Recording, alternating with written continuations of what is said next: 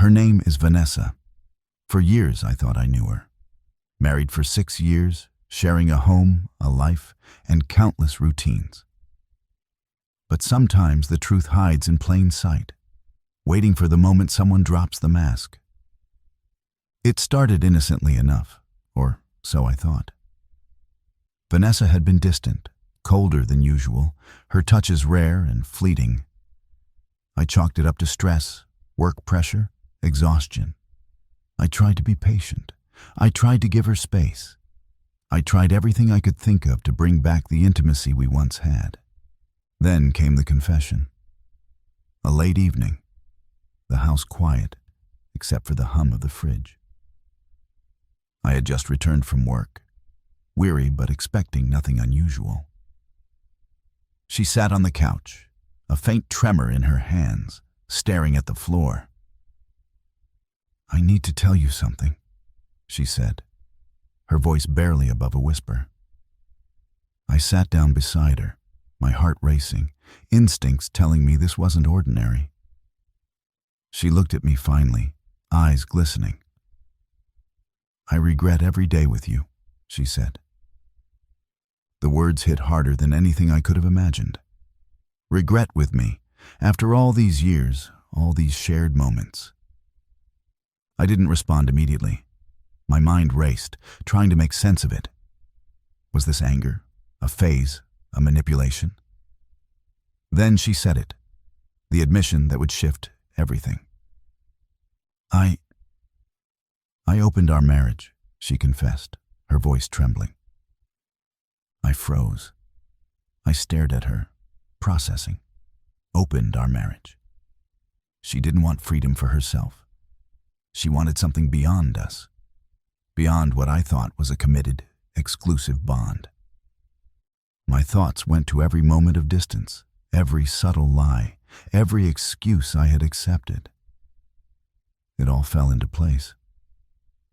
For a moment, I felt fury, betrayal, pain so deep it felt like it would suffocate me. But then I realized something crucial. Anger wasn't the path forward. Control, clarity, and calm were my tools now. She had assumed my reaction would be desperate, emotional, pleading. She had assumed I would beg her to stay, argue for reconciliation, or crumble under the weight of shame. I didn't. Instead, I let the weight of the confession settle.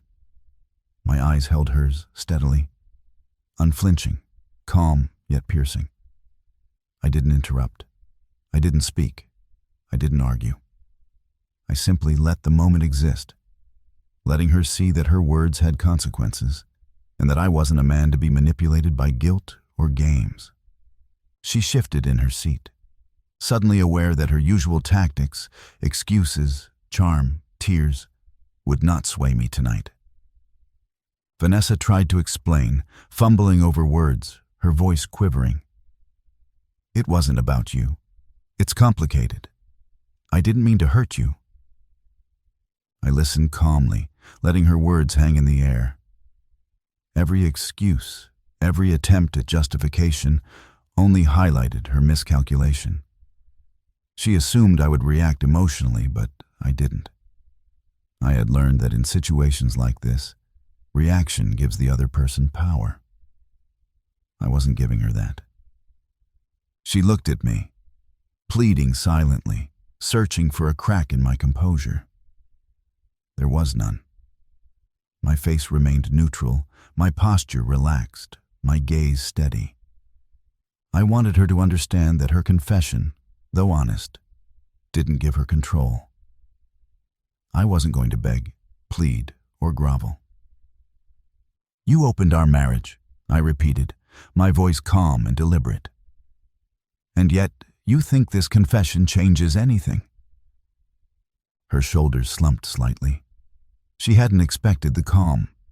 She had expected chaos, anger, tears, proof that she still held influence over me. Instead, she found quiet, a stillness that spoke louder than any argument. I continued softly but firmly. "You wanted to live freely without boundaries. Fine. But do not mistake honesty now for forgiveness or manipulation for control. This changes everything. Her face paled. The realization finally sank in. She had assumed her guilt would grant her leverage. Instead, it exposed her. She had gambled, and the cards didn't fall in her favor. I didn't yell. I didn't threaten. I didn't cry. I simply looked at her and let her feel the weight of reality.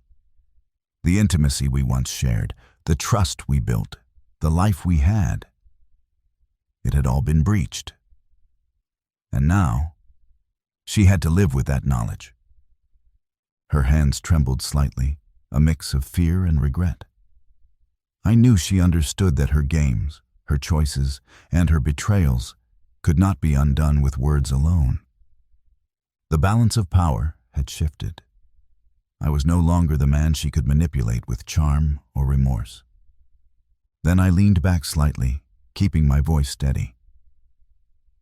We will need to decide what comes next.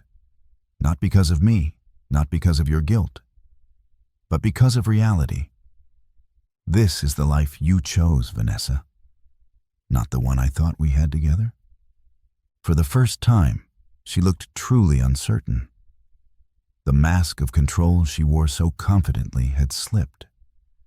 I could see the fear in her eyes, the understanding that some boundaries, once crossed, could not simply be repaired with excuses or promises. Vanessa's lips pressed together tightly, a subtle quiver betraying her attempt to regain composure. She had expected a reaction, anger, begging, pleading. But none of that came. She realized finally that I was no longer the man she could manipulate with words alone. Her eyes darted away, then back, searching for something. An apology, an argument, a sign of weakness. I gave nothing. My calmness was deliberate, a silent statement that the balance of power had shifted. She had crossed the line, and she knew it. I continued, my voice steady and measured. Vanessa, understand this clearly. The choices you made, the boundaries you broke, they have consequences. We cannot simply pretend this didn't happen. She swallowed. A small hitch in her breath betrayed the tension she tried to hide. She had thought honesty would erase the damage, but it didn't. Actions speak louder than confessions, and hers had spoken volumes. I could see the regret in her eyes, not the performative kind that is said to soothe someone else's pain, but the real, deep, unsettling kind. She had opened our marriage, not just emotionally, but physically, and now faced the reality of what that meant. The silence stretched between us, heavy and deliberate. I wasn't rushing to speak. I wasn't trying to provoke guilt or elicit tears. I let her feel the weight of her decisions, the discomfort of knowing she had shattered what we once had. Finally, she whispered, her voice trembling. I didn't mean for it to get this far. I shook my head slowly. Intent doesn't erase choice. Regret doesn't repair trust. And honesty now doesn't undo the past. Her eyes filled with tears, and I didn't move. I didn't offer comfort or excuses. This was the moment she had to face herself and the consequences of her actions. Then I stood, giving her space, keeping my demeanor calm but resolute. We will decide what comes next, Vanessa. Not out of emotion, not out of anger, but out of truth. And right now, the truth is clear.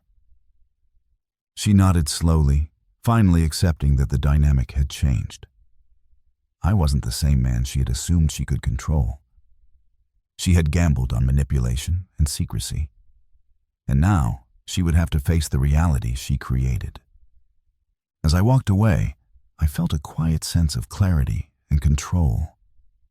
Betrayal can cut deep, but calm, deliberate action carries far more weight than anger. Vanessa had learned, perhaps too late, that some boundaries, once broken, cannot simply be restored. And in that realization, the balance had shifted permanently.